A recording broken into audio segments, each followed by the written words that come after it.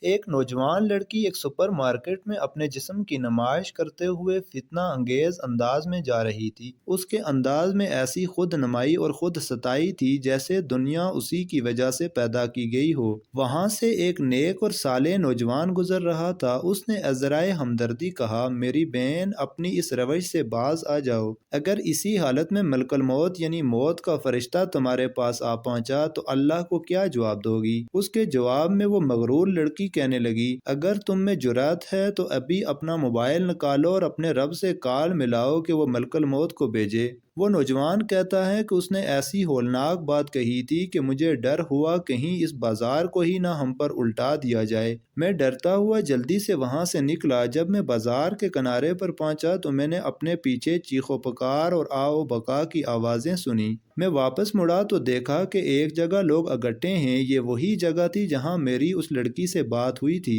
میں وہ منظر دیکھ کر گھبرا گیا۔ وہ لڑکی ٹھیک اسی جگہ پر مردہ حالت میں پڑی تھی جہاں اس نے ملک الموت کو بلانے کا چیلنج کیا تھا۔ میں تو اس چیلنج کے بعد فوراً وہاں سے نکل گیا تھا، لیکن لڑکی اسی وقت منہ کے بل گری اور دم توڑ دیا کیونکہ ملک الموت آ پہنچا تھا۔ آئین القلوب، مصطفیٰ کامل۔ یہ واقعہ بالکل سچا ہے اور ایک عرب ملک میں پیش آیا تھا۔ اس واقعے کو قریباً 12-15 سال گزرے ہوں گے۔ جب یہ رونما ہوا تو اس کی بازگشت مقامی اخبارات اور مجالس میں سنائی دی تھی۔ بعض اوقات انسان تکبر اور جوانی کے نشے میں یا دولت و اقتدار کے گھمنڈ میں بے حد غلط باتیں منہ سے نکال دیتا ہے۔ اسے معلوم نہیں ہوتا کہ عین ممکن ہے وہ قبولیت دعا کا وقت ہو اور اس کے الفاظ پر رب کی طرف سے پکڑ بھی ممکن ہے۔ اس لیے ہمیشہ منہ سے اچھی بات نکالنی چاہیے۔